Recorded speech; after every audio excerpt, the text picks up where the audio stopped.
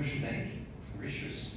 So we had already an introduction yesterday from your colleague, and so it would be nice to quickly introduce what you're doing in function of the green taxonomy, to make a link, and also how you want to drive basically the question you heard from the room today.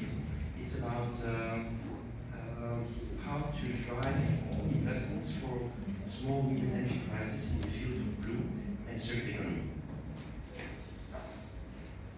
Thank you for the question. So maybe I'll try to introduce myself first. So my name is Stéphane. I'm working as Group Sustainability Manager for MC, it's a local commercial bank.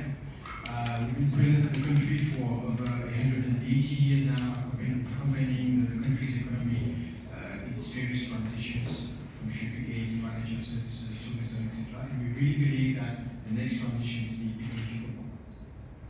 So we're talking about circular economy and taxonomy things, etc. We launched our updated sustainability program 5 years ago in 2018.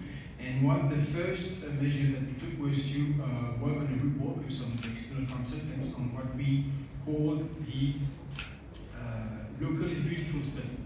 And that Local is Beautiful study, the outcomes of it were to provide some recommendations on how to enable Mauritius to continue its growth, but in a sustainable manner.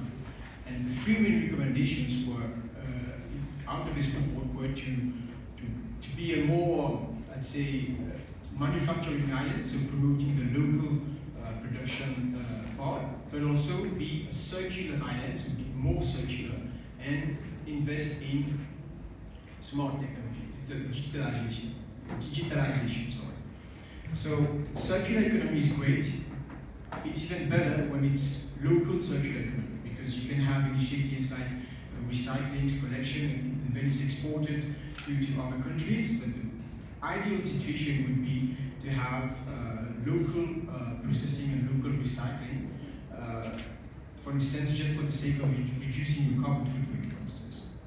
So in that sense, after the first study we published in 2018, we launched what we call the Local is Beautiful scheme, which is a scheme for small to medium companies, specifically targeted and taking into consideration the three recommendations of the report, which were to promote local manufacturing, become a circular island, become a smart island, investing in digitalization services.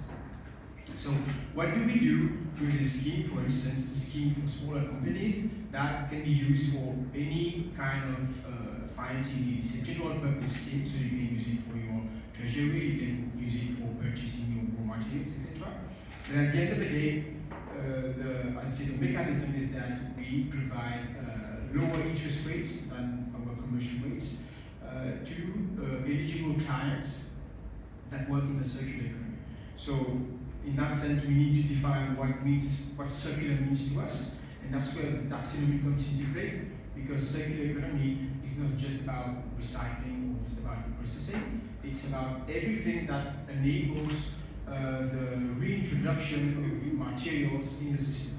When we think that the world's economy is only 8% circular, so we have 90% of materials that don't get back into the economic system. So how to encourage that? It's basically to go to the local companies with our, let's say, classification of activities and tell them, okay, you've got this today, but it would be better if you had a circular mindset and try to find synergies maybe with other actors. That's where we also try to link our clients with other companies or NGOs or any organizations that could find some kind of synergies together to reduce material consumption, to make the loop closed. So that requires internal commitment, for sure. That requires capacity building internally, because the first point of contact between companies and the bank is their relationship managers. So we have to train most of the relationship managers, like nearly all, on the concept of circular economy, but also the concept of sustainable finance as a whole. And that takes time, because it takes time to learn, it takes time to understand the main concept.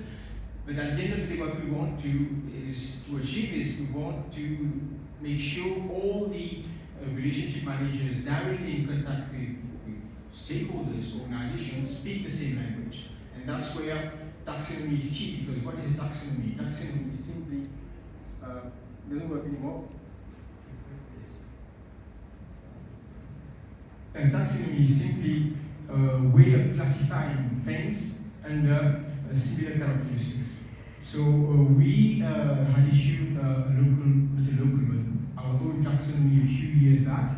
But lately we updated it to, I'd say, international standards, and it was actually validated by what we call a second party opinion provider to make sure the standards are at the international level. But what we see, I think it's a very important thing, is that a taxonomy, and I think one of your slides mentioned that earlier, taxonomy should be really contextual. We often hear today about the European taxonomy, which is, of course, very important for classifying green activities and determining what type of activity is actually considered as green or not. But we need to bear in mind that as SIDS, as islands in the African region, we have different needs, different capacities, different maturities on the topic, and it really needs to be adapted to a local context. Taxonomies are like shopping lists. I might be going to the supermarket and I want kiwi juice, but you live next to me or my neighbor, you're going to the supermarket but you want carrot juice. Okay.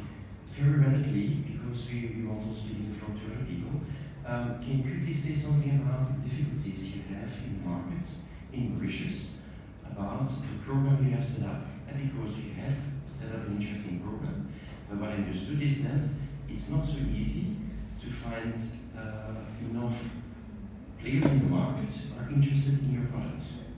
That's a good question. That's where we reached the demand question from, I think, somebody else earlier. So today we are financing SMEs, but for us SMEs are businesses that have been operating for at least 2 or 3 years with relevant financial history and credit history. So we are not able today, as a bank, with our own risk appetite to finance, let's say, startups that are trying to innovate. But we do have funds, grants, or sponsorship that we provide to NGOs or other associations to enable them to progress on their business plans. But that's a good question. Indeed, we don't receive today lots of demands in terms of bankable circular economy project, because at the end of the day we are a bank and we need to finance, we have fiduciary duties with regards to our shareholders, and every fund that we get, maybe from DFIs, local or international, there is a cost associated to it. So at the end of the day, if we want to pass over the discount to the client and to be able to reach the maximum person, we need also to have a really good interest rate from the fund provider, and we want to pass it to the client. But indeed, there is, I'd say, a lack of bankable projects. One of the reasons is, I think, there is a lack of ecosystem vision locally. I think the government is progressing quite well on that with the new enforcement of laws, but we need to collaborate, talk together, because we need to find synergies. We need a critical volume for projects in Mauritius, at least. The country is small.